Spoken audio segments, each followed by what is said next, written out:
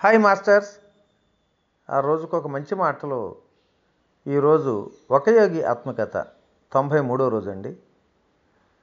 నిన్నటి రోజుని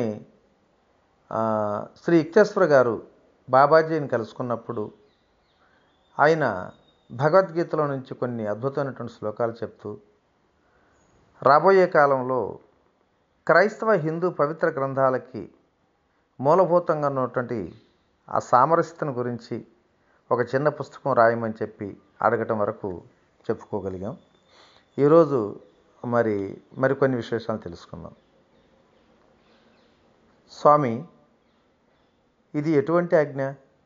దానిని నెరవేర్చగలనని నేను అంటూ సంకోచిత పడుతూ సమాధానమిచ్చారు యుక్తేశ్వర గారు. అందుకు బాబాజీ మృదువుగా నవ్వారు. నాయన, నువ్వెందుకు సందేహిస్తావు అంటూ నాకు నమ్మకం కలిగించేలా చెప్పారు. నిజానికి ఇదంతా ఎవరి పని? ఈ పనులన్నీ చేసేవాడు ఎవరు? ఈశ్వరుడు నా చేత ఏది చెప్పిస్తే అది సత్యమై తీరక తప్పదు. ఆ గురువు ఆశీస్సుల వల్ల నేను ఆ శక్తి పొందినట్లుగా భావించి ఆ పుస్తకం రాయటానికి ఒప్పుకున్నా.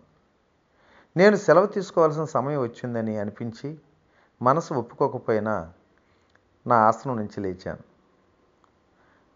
నీకు లాహిరి తెలుసా అని అడిగారు మహాగురువులు. అతను మహాత్ముడు కదూ, మనం కలుసుకున్న సంగతి అతనికి చెప్పు. ఆ తర్వాత లాహిరి మహాశయులకు అందించవలసిన వర్తమానం నాకు చెప్పారు. వీడుకోలుగా నేను సవినయంగా వంగి నమస్కారం చేసిన తర్వాత ఆ సాధువు ప్రసన్నంగా చిరునవ్వు నవ్వారు. నీ పుస్తకం పూర్తయిన తర్వాత నిన్నోసారి చూడటానికి వస్తానులే అని మాటిచ్చారు. ప్రస్తుతానికి సెలవు. ఆ మర్నాడు నేను కాశీ వెళ్ళటానికి రైలు ఎక్కాను. మా గురుదేవుల నివాసానికి చేరి కుంభమేళాలో కనిపించిన అద్భుత యోగి కథ అంతా ఏకర పెట్టాను. అదంతా విన్న తర్వాత, అయ్యో, ఆయన గుర్తుపట్టలేదా నువ్వు? లాహిరి మహాశయుల కళ్ళు నవ్వుతూ నాట్యమాడుతున్నాయి. నువ్వు గుర్తుపట్టలేకపోయావని తెలుస్తుందిలే. ఆయన అసదృశ్యులైనటువంటి నా గురుదేవులు దైవస్వరూపులైనటువంటి బాబాజీయే నాయన. బాబాజీయా అంటూ ఆశ్చర్యంగా మారు పలికాను. ఆశ్చర్యచకితున్నాయి. యోగీశ్వరుడు బాబాజీ, దృశ్యాదృశ్య రక్షకులు బాబాజీ. అయ్యో, గతాన్ని మళ్ళీ వెనక్కి రప్పించి ఆయన పాద పద్మాలకు భక్తితో మొక్కటానికి మళ్ళీ మరోసారి ఆయన సన్నిధిలో ఉండగలిగితే ఎంత బాగుండునో అని దీనంగా అంటున్న సమయంలో, పర్వాలేదులే అంటూ ఓరడింపుగా అన్నారు లాహిరి మహాశయులు. నిన్ను మళ్ళీ చూస్తానని ఆయన మాటిచ్చారు కదా గురుదేవా. దైవతుల్యులైనటువంటి ఆ గురువులు మీకు వర్తమానం అందించమని చెప్పారు నాకు. ఈ విషయం లాహిరికి చెప్పు. ఈ జన్మ కోసం నిల్వ చేసి ఉంచిన శక్తి ఇప్పుడు చాలా తక్కువ స్థాయిలో ప్రవహిస్తూ ఉంది. అది దాదాపు అయిపోయినట్లే. గూఢార్థం కల ఈ మాటలు నేను అనటంతో లాహిరి మహాశయుల విగ్రహం పిడుగు వచ్చి మీద పడ్డట్టుగా కంపించిపోయింది. ఒక్క లిప్తలో అంతా నిశ్శబ్దమైపోయింది. చిరునవ్వు చిందే ఆయన ముఖ కవళిక ఊహించరానంత కఠినమైపోయింది. గంభీరంగా నిశ్చలంగా కూర్చుని ఉన్న కొయ్యబొమ్మ మాదిరిగా ఆయన దేహం వివర్ణమైంది. నేను భయభ్రాంతుడయ్యాను.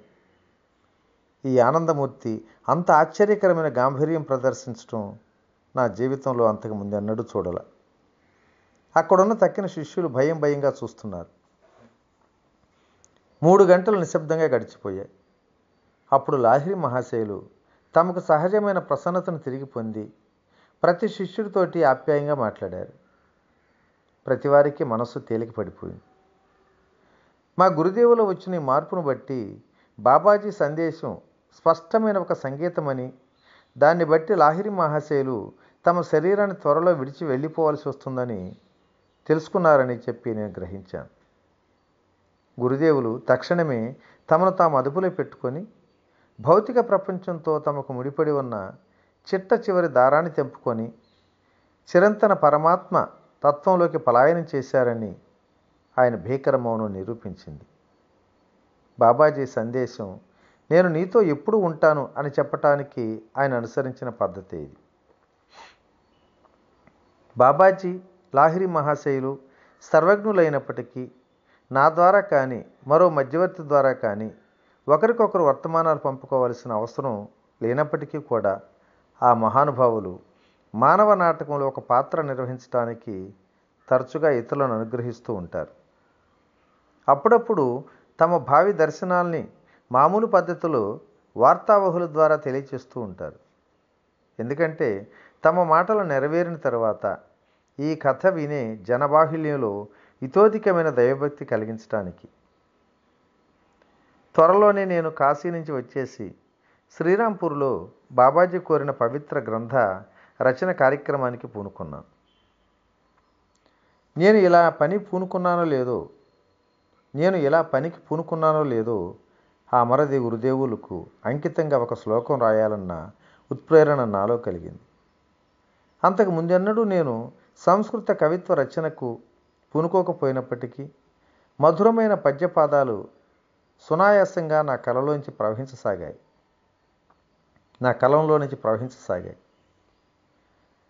ప్రశాంత నిశీథ సమయంలో నేను బైబిలును, సనాతన ధర్మ శాస్త్ర గ్రంథాల్ని సరిపోల్చి చూడటంలో నిమగ్నునయ్యాను.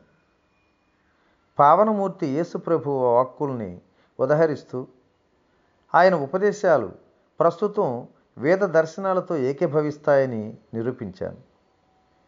పరమగురువుల కృప వల్ల ద హోలీ సైన్స్ అంటే కైవల్య దర్శనం అన్న నా పుస్తకం చాలా కొద్ది కాలంలోనే పూర్తి అయిపోయింది. నా రచనా కార్యక్రమం ముగిసిన మర్నాడు ప్రొద్దున్నే గంగలో స్నానం చేయటానికని ఇక్కడ రాయ్ఘాట్ రేవుకు వెళ్ళాను. రేవు నిర్మానుష్యంగా ఉంది. వెచ్చవెచ్చని ఎండలో ప్రశాంతతను అనుభవిస్తూ కొద్దిసేపు నిలకడగా ఉండిపోయాను. తళతళలాడే నీళ్లలో ఒక్క మునిగి ఇంటికి బయలుదేరాను.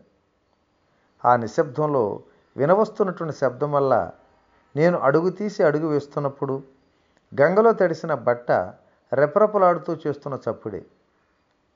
ఏటి ఒడ్డున విశాలమైన పెద్ద మర్రి చెట్టున్న తావు దాటి కొంచెం వెళ్ళేసరికి ఎందుకో వెనక్కి తిరిగి చూడాలన్న గట్టి ఆలోచన ఒకటి వచ్చింది.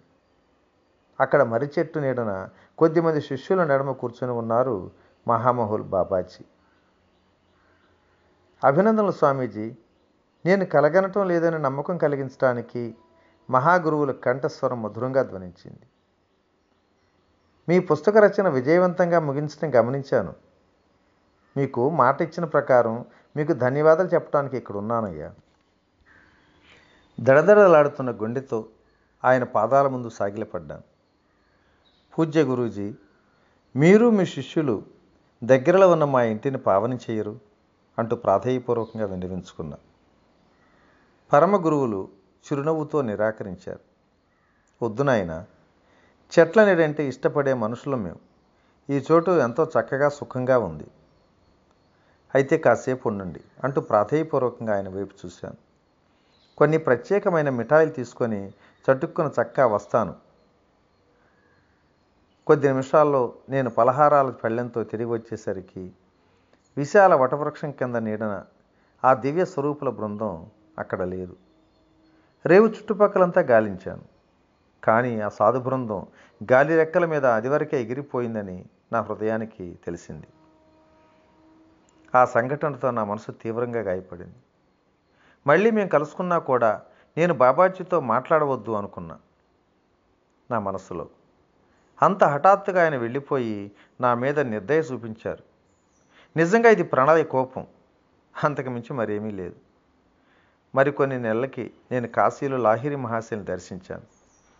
నేను గదిలోకి ప్రవేశించగానే మా గురువులు పలకరింపుగా చిరునవ్వు నవ్వారు. రావయ్య యుక్తేశ్వర్ అన్నారు ఆయన. నా గది గుమ్మంలో నువ్వు బాబాజీని చూశావా? లేదండి అని జవాబు ఇచ్చాను ఆశ్చర్యంగా.